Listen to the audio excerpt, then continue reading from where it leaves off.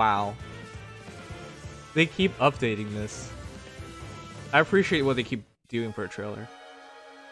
The first Anna alt, Wolf Wisher. New Year together with all my troops makes me a happy commander. I'm surprised they still remember Anna, considering they've forgotten her in the story, and it's been like this is our second New Year before she gets an alt. Third New Year. New Year's resolution is to give me lots and lots of snuggles and pats this year, okay? Oh, that is so fitting. Oh my God! New Foxet Fang takes up like about a third of the screen. What the hell is that? That's so typical of her. Happy New Year's! Happy New Year's. Oh my, what a bad pun. The times may change, but my warrior spirit never wavers. Just you watch. She didn't say anything about Bjork's, which is a miracle. Guardian's Fang is huge too. But all this we already knew from the data mine, so not that This'll be surprised. good. They look so good though. Everybody just looks gorgeous. For this year and the next. We want you by our side. How about if you make the game better, I will be, don't worry. Oh, he does have close counter.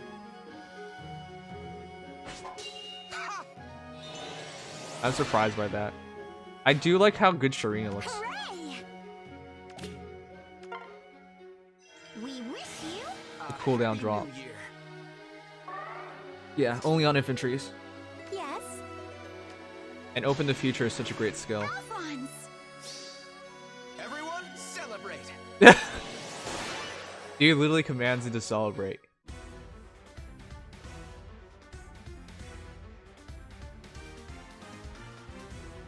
Okay. Yeah, not actually surprised because all this was in the data mine. And the free hero is, of course, Eir. We already all knew that too. But yeah, if you couldn't tell from my lack of excitement, it's because we saw this like a couple days ago. This was all leaked in the data mine. They all look so good though. These are probably the best looking New Year heroes yet. And I'm really happy for Anna to get her alt at last. It only took them, I don't know, since the inception of this game. Everybody else, there's like been two Alphonse alts, 2 Sharena alts, right? Something like that. But yeah, it's been a while. She deserves it. And she looks so fitting. New Year, of course, if you get... actually, I'm not sure if Japanese people do that. But for Asians, Chinese people, especially, they get red pockets. So there's money involved. So it does make some sense. Now, whether you like her or not is going to really depend on what you think. This is really weird, because we already know her stats. So, this breakdown is going to be kind of weird.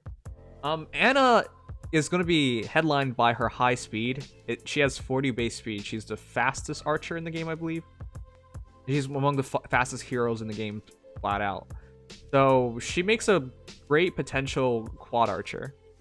And that's about it, because otherwise you use her as support, which means not moving any of her skills. She also has decent res. I believe she has 37 base. Anyways, Fortune Bow Plus, effective against flying foes at start of turn if any foe's res is over unit's res is less than unit's res by 3, and that foe is adjacent to another foe, inflicts defense res -5 on that foe through its next actions, aka sabotage defense res. Additionally, she has sabotage attack. So basically, the entire idea is drop Fury on her, because she doesn't have that. And you want to increase her, or Fortress Defense res if you go crazy. But you want to increase her res, so she can trigger Sabotage Attack, Defense, and res. So she could really weaken enemy heroes. Additionally, she buffs you up with Attack Speed Gap. At start of turn, grants Attack Speed +5 to ally. The highest attack plus speed total for 1 turn. Excludes unit, so it doesn't work on herself. And then she has a dual rally. Very simple, but she's supposed to act as a support archer. Red Infantry Archer also means she is competing with green, so it's really awkward because if you're going for offensive red archer, you probably go for green, and especially because green got buffed. As so long as she has more speed than her opponent, she gets like what +5 to all stats or something crazy, and then she can AOE spam as well. Yeah, green's going to be a superior archer, but Anna could potentially be a red quad archer, but yeah. I believe she has a super boon in speed, so she can reach 44 speed at plus speed, so base. So she could make a great quad archer. but she's built up to support, and if you make her a quad archer, you'll replace everything in her kit. Anyways, not much to say about Anna. Just glad she's here. Man, guys, who's the best looking hero for you guys? I really like Anna, but I think Selkie just looks so gorgeous, and Leath is really fitting. And I think Sharena, man, Sharena looks good. Alphonse still looks like a bastard to me. Wait a second, this banner is literally 4 girls, 1 guy. Anna. Yeah, I mean, there's a bit of extra on Anna too. Like, the red hair matches her red kimono, I think. And her face, the way she looks, her excitement, and the money. So yeah, no, I like her a lot. Selkie, she just wants to wear head pats and snuggles. What a fine, cute girl.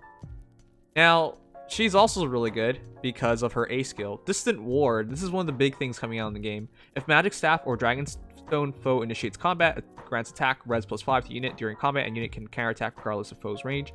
AKA, if you're going up against a magic hero, including staff heroes, because staff don't really count as magic in this game. It's not purely magic. So yeah, in any of these cases, she will be able to attack regardless of distance, and when attacked, she gets attack res +5, which is huge. She also has Sabotage Speed and Odd Res Wave. So in her other ways, she's very similar to base Selkie. So yeah. Sabotage Speed, so long as you have more than 3 speed than your opponent, you drop their speed by 7. I'm going to bring up base Selkie real quick because I quite like her. Here's base Selkie. This is how I build her. So she trades her even res wave for odd res wave. And new Fox's Fang versus old Fox's Fang. Old Fox's Fang, basically, if you had up to 16 more res than your opponent, it could be added up to 8 more stats to each stat. So every 2 more res you have than your opponent, you add 1 stat to attack, speed, defense, and res. So that could be a big difference maker. And additionally, she comes with res +3 and the typical beast transformation abilities, have beast transformation abilities. She came with attack speed bond and sabotage attack, which now becomes sabotage speed. So she's very much alike to her old version. So she traded sabotage attack for sabotage speed, even res wave for odd res wave. So they're very similar. But the new Selkie is way better because the new Selkie is a true anti-mage hero with Distant Ward and the new Fox's Fang. The new Fox's Fang works like this. Instead of res +3, it's accelerate special cooldown trigger count -1, which is pretty big because it means fast specials. And additionally, if unit's res is over foe's res, deals damage equals 7% of difference between stats. So, maximum bonus of +7 damage. If unit's res is over foe's res, reduces damage from attacks during combat and from AoE specials. You might have heard this before from Close Call, or what was it called again? It was on Merida, New Merida. So the entire idea is if you have each point of res would reduce damage taken by 4%. Okay, it is Close Call. So the idea is she needs a lot more res than her opponent, and if she does have that, she gets to trigger all these cool abilities. So damage reduction, if she has 10 more res than her opponent, she can reduce damage by 40%. If she has 10 more res than her opponent, she can do up to 7 more damage pure. And then of course, if she's going against a mage, Distant Ward triggers giving her attack and res +5. So she's actually really good. Entire intention is to go after mages or dragons. And even if she fought something really high defense, she's doing pure damage and triggering her special Iceberg really quick. Remember, because of her claw, Iceberg's now 2 cooldown specials, so yeah. And Iceberg gets supercharged too because it has she has a lot of res, and she gets res added with Distant Ward. Yeah, she works really well. Like, her entire kit works really well, and her damage reduction is huge because her defense is kind of low. But then versus magical heroes, she practically takes no damage. Yeah, she's a really good hero. Really interesting that they did her like this, but yeah. Oh, and she can be used offensively because she still has the standard Cav Beast abilities, which are, at start of turn, if unit is adjacent to only Beast or Dragon allies, or if unit is not adjacent to any ally, transforms, and then she gets attack +2, and she drops her opponent's attack and defense by 4. So by adding 2 attack and dropping their defense by 4, it's essentially adding 6 attack. And additionally, She can attack, but they can't make a follow-up attack. So yeah, she attacks, they attack. But yeah. And Fo cannot make a follow-up attack. And then they can't hit her again, even if they're faster. Which is unlikely because she's really fast. I wouldn't change her build either. Her A skill is really interesting. Her A skill is basically a better distant counter. Right? Because you can't use distant counter defensively. I mean, offensively. There's no way to use distant counter offensively. So it only works when you get hit. And if you get hit at range, it's by magical heroes. But additionally, it's not just magical heroes, because it also works on dragon heroes. So it's a better distant counter. But yeah, Selkie is actually really, really good. And that A skill is, of course, inheritable. But it's not purely DC, because it doesn't work against archers and dagger heroes. So it's not completely right to say that. It's more like magical DC, improved magical DC. Next is Leath. He looks really good too. And it's the same idea as Selkie, except instead of speed, instead of res, it's speed now. And instead of accelerate special cooldown trigger -1, it's speed +3. So speed +3, if unit's speed is over foe speed, deal 70% difference between stats, up to 7 pure damage. That's basically Carla, that's basically Flying Nino, same idea. And then this is much more like Close Call because it's depending on speed, not res like Selkie. So same idea, reduces AoE and normal attacks by 40% if she has 10 more speed than her opponent. Every point of speed equals 4%. And additionally, of course, normal beast transformation ability. So she's really good because Leath, unlike Selkie, has quite a bit of defense. I think she has like 27 defense, which works out because if she drops your attack by 4, increases her and prevents you from making a follow-up attack. And then, of course, the 40% damage reduction if she has more than 10 speed. She should have more than 10 speed. I think she's like 40 speed base as well. Something ridiculous. She's really fast. And then she has attack speed solo, adding more speed. And she has low speed defense, so dropping your defense and dropping your speed. So yeah, she should basically always have that 40% damage reduction. And by dropping your attack by 4, she's actually a really good tank. So thank you, Rebel Glory. Thanks for following. It's like a goddamn Pokemon card. I know, these stats are getting so ridiculously long. Anyways, I would just switch off Glimmer for like noontime or something, so she just constantly heals back up. So then she's basically invincible, but yeah. She's really, really, really good. And I wouldn't change lull speed defense because that really completes her kit, and she shouldn't be taking much damage, so Desperation's unnecessary. She also cannot be doubled. But yeah, I would really suggest noontime or something. Noontime, Soul, Ether, whatever the pick is. Her C slot can be whatever. It's probably Tax Milk or something, just so she can go in and tank something. But yeah, this is one of the... She's really deceptive because it doesn't look like she's a great physical tank, but she's one of the best physical tanks in the game. She can also use DC, but I wouldn't really suggest it because her speed's good, but not like... Well, it is pretty insane, but I wouldn't suggest it. Yeah, she can stop AoE specials. Or not stop them, take less damage, 40% less damage. Up to. Yeah, Leaf, super good. She also has these really cute ear twitches.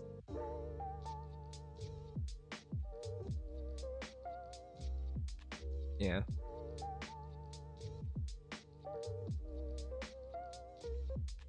That's not a lolly, you confused lolly.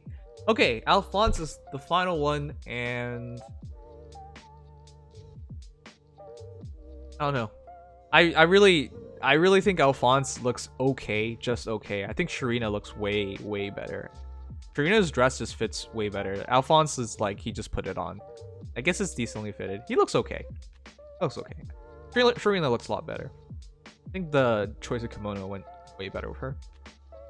Anyways, the best hero here is actually Alphonse. Even though I heap praise on everybody else. Anna's actually one of the best support archers. No, she is the best support archer. There's actually very few support archers. I guess you can count Fjorm there, but New Year Fjorm was not very good.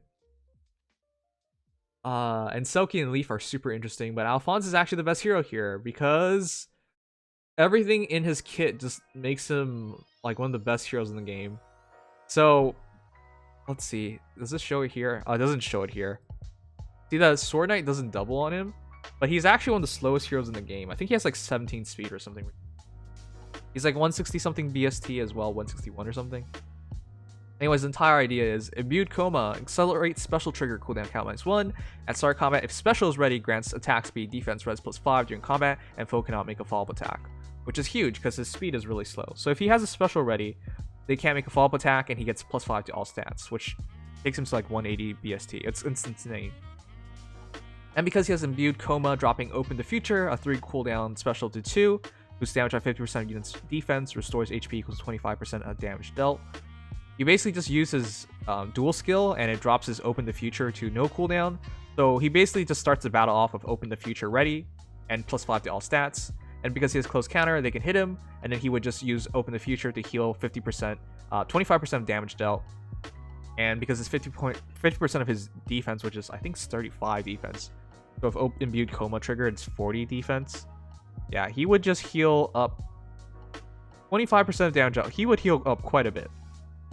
And then after he uses Open the Future, you're like, oh, whoa, what are you going to do now? It goes back to 2 cooldown. Special spiral triggers, so then it just goes back to no cooldown. The entire idea is he's just going to spam Open the Future, get hit, spam Open the Future. Can't get doubled even though he's so slow. And yeah, that's the entire idea. Just spam Open the Future, get hit, spam Open the Future. Offensively, spam Open the Future. And yeah.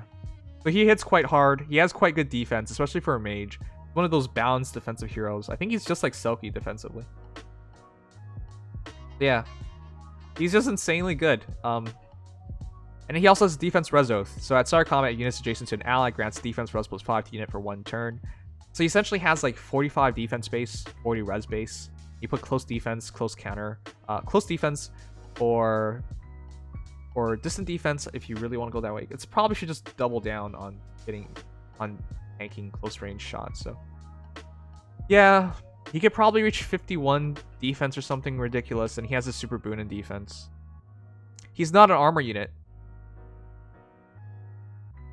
That's probably the big thing about him too. He has like the defensive stats of an armor unit because they really nuked his speed, but he's not. So he can move freely, he can take the hits, and he can constantly spam heals. This is another one of those pristine heroes in this game.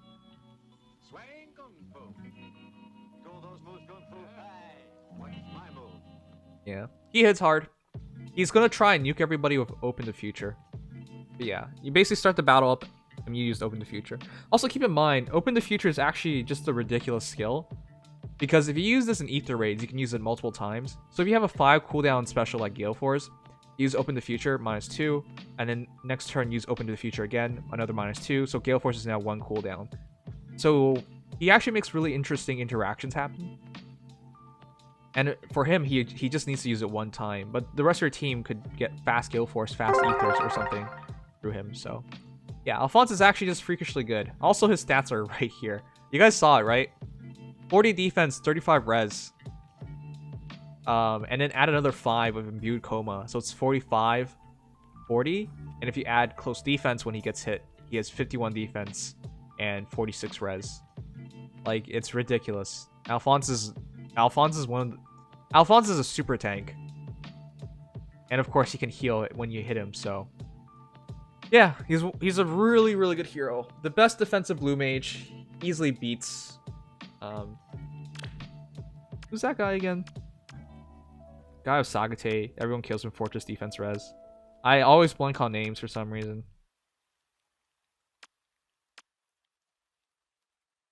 Cliff. Yeah. Anyways, guys, that is your banner. Is it a good banner? Yes. Should you summon on it? Yes. But I really think Winter Banner is really impressive. And oh yeah, Eir is your free hero if you guys did not hear earlier. But yeah. Selkie is really interesting. She's the first colorless cav hero we have in this game. Colorless physical cav hero. Because there's no such thing as a colorless lancer or something, right? So colorless beast cav. So the first physical hero that is colorless and not an archer or dagger hero. First colorless cav. Okay, this is getting really long. You get the point. Physical cav, colorless beast. Whatever. She's the newest one there. And Leaf's super interesting. And And it could be quite good, but it's really just all about Alphonse because he's the best hero here. This is for a month? Over a month. Oh my god, it's for like 35 days or something crazy. Wow. Anyways, that is your new banner. Good luck. Hope you guys enjoyed.